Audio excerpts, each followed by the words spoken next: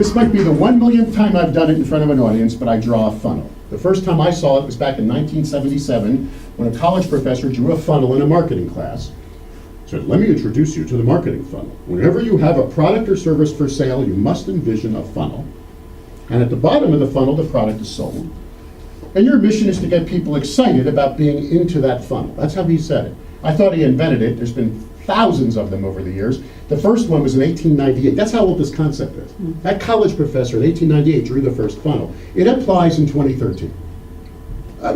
You're a bar. You own I've got a guy outside the funnel. We'll call him Mr. Beer Drinker. And Mr. Beer Drinker doesn't know he should be dining out Tuesday nights. So what I do is I put an ad on the sports page of the newspaper because I know that reaches 68% men. And I put a 2-for-1 pizza special with a free beer kicker. All right, nice quarter-page ad, lots of white space, right next to the local high school team stuff. He opens it up in the morning. He's 2-for-1 pizza, free beer. Sweetheart, I got a great idea. You've been working too hard. Let's go out to dinner. Got it? Now, I got him here. He's going to go. Now, what if he's actively seeking a beer? Well, see, out here I call him Mr. Passive. This is a passive a customer, and I want to make him active. Down here is active. Now he's active and active. They came for our content, they see your ad. My trick, native advertising / sponsored content, is passive. They came to Facebook to see our post. You're in there under our masthead. Now we can go active on you. Let's go to the bottom of the funnel. We have a tool we love called Ad Finder. We're going to take that passive ad and make it an active ad. Because this is the 5th most used part of our website. People come in here and search for advertising. So we got both halves covered. So we're done now. There's no other active. Bull. Let's go down to that active. One Media for 113 years owned active. I mean, I need a plumber because the sink's leaking. I'm looking for a dentist. My teeth hurt.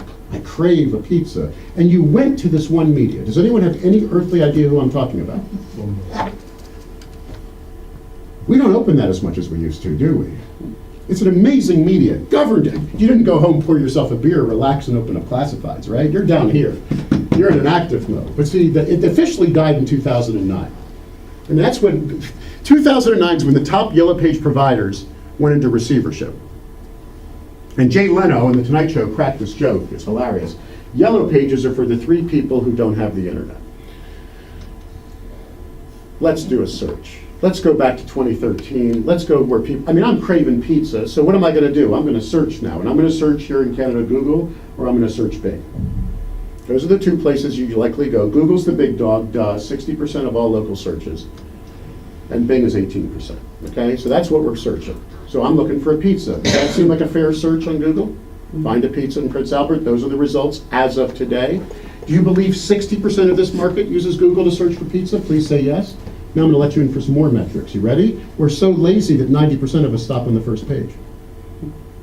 We're actually so lazy of the 90% that stop on the first page, let me pull this back a little bit, that 75% of them stop 3/4 of the way down. We are lazy. That first page is critical. Do we agree? Mm-hmm. By the way, now I'll prove to you that no one knows how Google works. If I could guarantee your website would truly be on the first page, I'd be a billionaire. Google keeps you guessing. I'll tell you, those maps killed Yellow Pages. Google went into the map business about 8 years ago. Now they own the bottom of the funnel. What they did is they decided to take a multi-billion-dollar industry and destroy it to free up all that money, and they did a darn good job, because we all love Google Maps now. As a matter of fact, this is an Apple iPhone, and it's got a Google Map on it. I will not use Apple's maps. They suck. Google Maps. We're all into it. And they're GPS enabled now, right? It'll walk me to the, I can click on a little thing and go right to the pizza place. It talks me to it. I can ask Siri, pizza, and she'll say right there. You see what's going on? Active. Those are the pizza listings on the map. By the way, being on the top of that is critical. That's not alphabetical. And it ain't by geography, it's by Google's methodology. So how are we going to get our business up to the top of the map? I'm going to help TJs now, because they didn't make it to the top. They weren't at the top here, and they weren't at the top in Moose Jaw when I did the same exercise. I'm going to help them. Watch what TJs has to do, and they haven't done it yet. I wish they were in this workshop. I asked if they were going to attend.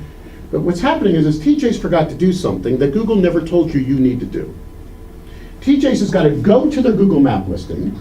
By the way, you know why they're in here? Because they're in a database. There are 4 major database providers in North America collecting any piece of information they can about business. From real estate records, from taxes, from utilities, from chamber websites trying to have the most accurate business database, and Google's grabbing those. You want to hear the names of them? There's Dun & Bradstreet, Axiom, Localese, and Info USA. And they're grabbing them. And TJ's is in there as TJ's Pizza, but they got to click on it, find their pin position, which is right here, click where it says more info, and analyze and look at, try to say this 3 times fast, their Google Plus Places page. You got one.